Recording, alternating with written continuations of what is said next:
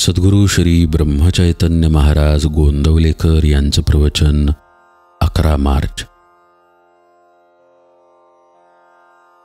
अहमपणा टाकल्यास प्रपंचातील लाभहानी झेलता येईल. प्रपंच हा परमेश्वर प्राप्तीच्या आड कधीही येऊ शकत नाही. आपण पाहतोच की प्रपंचात आपला कितीतरी लोकांशी निरनिराळ्या स्वरूपात संबंध येतो. आई वडील, बायको मुले, बहीण भाऊ, इतर सगळे सोयरे, मित्र आणि इतर जन या सर्वांचा उत्तम उपयोग करायचा असेल तर या सर्वांशी व्यवहार करताना आपण आपली सर्व कर्मे एका हरिस्मरणाच्या धाग्यात जोडून करावीत. म्हणजे सर्वांशी संबंध सलोख्याचे राहून प्रपंच फारच सुखकर होईल.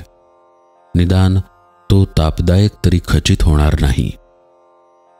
या सर्वांशी संबंध बिघडायला आपला अभिमान, अहमपणा विशेष करून कारणीभूत होत असतो.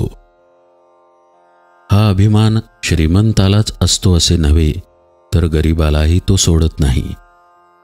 आपण पुराणात वाचले आहेच की हिरण्यकश्यपूला जेव्हा भगवंतांनी मांडीवर घेऊन पोट फाडायला सुरुवात केली तेव्हा त्याचा हात अभिमानाने तलवारीकडे गेला.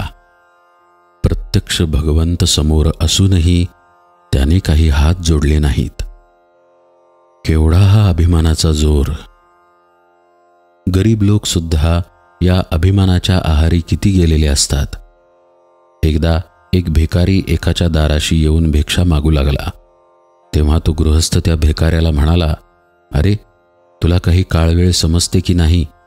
त्यावर तो भिकारी म्हणाला, जा जा, मला काही तुमचे एकट्याचेच घर नाही, गावात अशी 100 घरे आहेत. पहा, अभिमानाचे तण किती खोल गेलेले असते ते. अभिमान हा शेतात उगवणाऱ्या हरळीसारखा आहे. ही हरळी समूळ नाहीशी केल्याशिवाय चांगले पीक हाती लागत नाही. त्याप्रमाणे अभिमान संपूर्णपणे नाहीसा झाल्याशिवाय परमेश्वरी कृपेचे पीक येणेच शक्य नाही.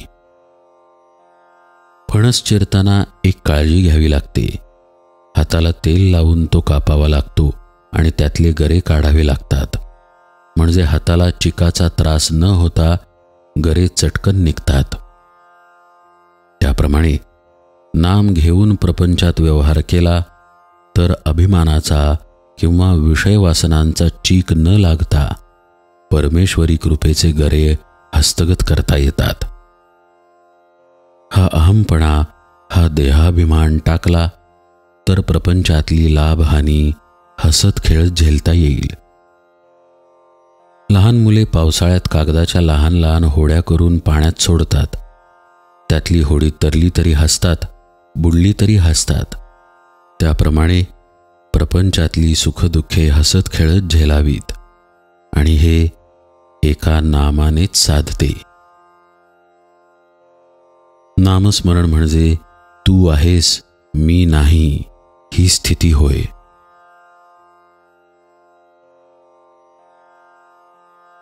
जानकी जीवन स्मरण जय जय राम.